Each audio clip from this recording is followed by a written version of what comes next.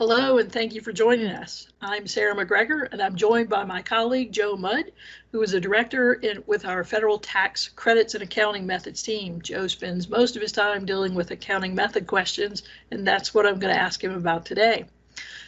So we're talking about losses, and there are 4 key items to a loss and claiming that loss under one of the code sections, 165.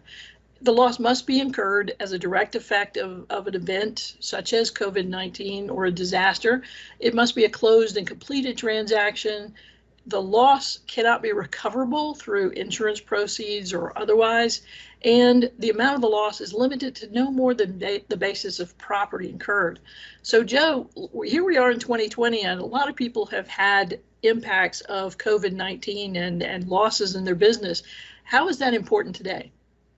There is a provision that allows losses in a presidentially declared disaster area to be taken in the year before that loss was actually incurred.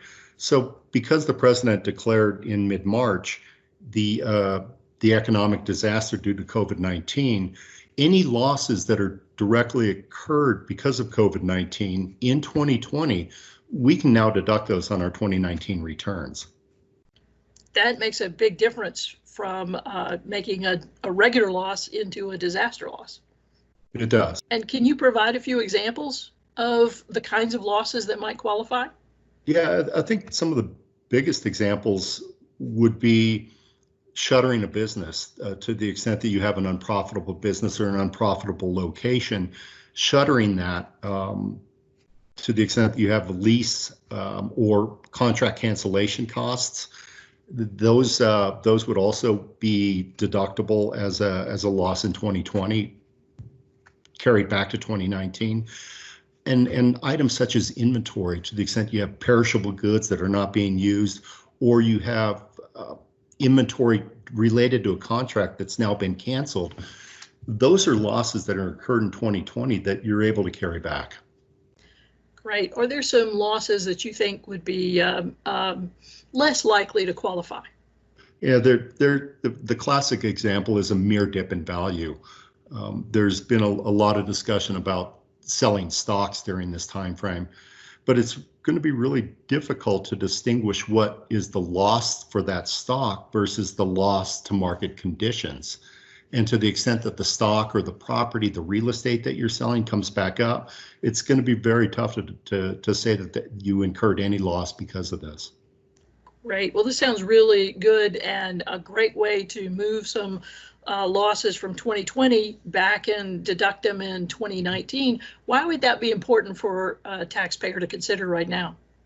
Well, the biggest reason is being able to time when you take the deduction.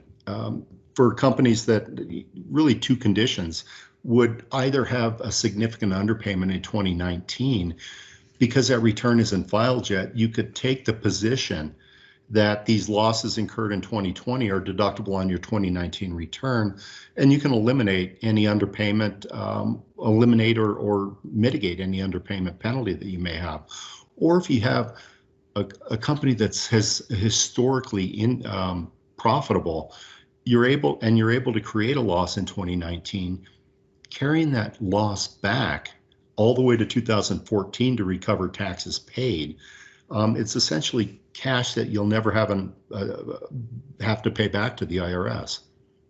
That sounds like a great opportunity, but there's got to be some risks or some uncertainties about taking disaster losses because of COVID-19. The biggest 2 are number one, it's Congress never intended for these provisions to apply to an economic loss.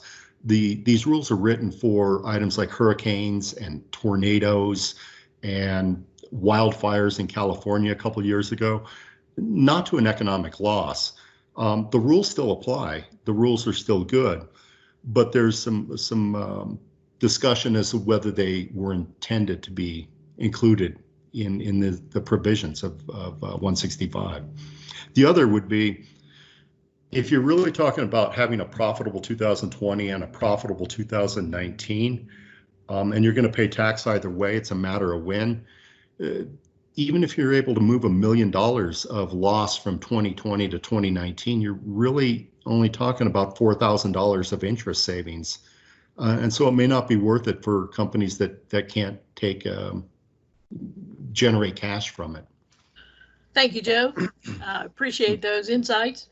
If you or your business has experienced losses as a result of COVID-19, and you would like to discuss whether those losses can qualify as a disaster loss and potentially carry that as a deduction into your 2019 return, please reach out to your Cherry Bekaert tax service team. We look forward to working with you.